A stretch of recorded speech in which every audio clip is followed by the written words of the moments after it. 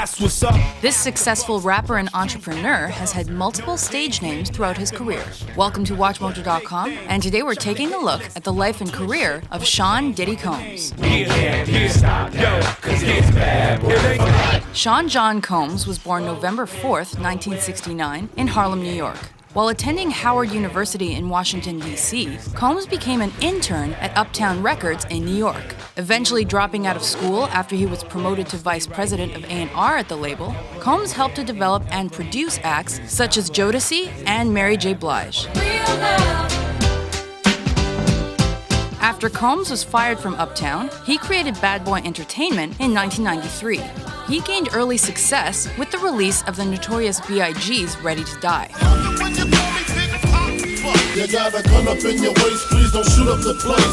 He also signed acts such as Faith Evans and 112 and produced for Usher, Mariah Carey, and TLC, whose album Crazy Sexy Cool became the best-selling R&B album of the 1990s. Don't go chasing waterfalls. Please stick to the rivers and the lakes that you used to. It was also around this time that the rivalry between Bad Boy Records and Death Row Records surfaced. This saw the West Coast labels Tupac Shakur and Suge Knight publicly making fun of Combs and the Notorious B.I.G. in songs and media appearances.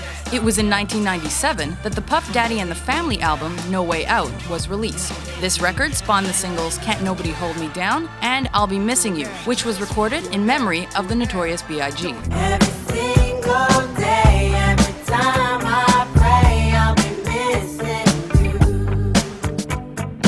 Forever, his first album solely under the Puff Daddy name came out 2 years later. Despite its success, hip-hop fans criticized Combs for over-commercializing the genre, not using enough original material, and collaborating too much with guests. At the end of 1999, Combs was arrested for weapons violations after gunfire broke out at a Manhattan nightclub he attended with then-girlfriend Jennifer Lopez. Though both Combs and fellow rapper Shine were sent to trial, Combs was found not guilty on all charges, while Shine was convicted and sentenced to prison for 10 years. Hoping to distance himself from the negative press that had built up, in 2001, Combs changed his stage name to P. Diddy. He made acting appearances in the films Made and Monsters Ball, but also got into trouble with the law again when he was accused of assault and reckless driving. The same year, he released The Saga Continues, an album that featured the tracks Bad Boy for Life and I Need a Girl.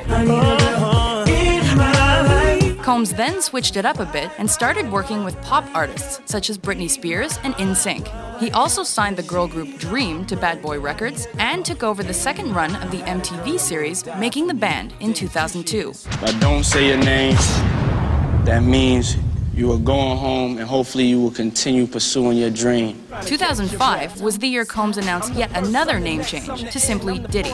A court order from DJ Richard Diddy Dearlove, however, forced him to continue using P. Diddy as his stage name in the UK. Showing no signs of slowing down, Combs then sold Bad Boy Records to the Warner Music Group.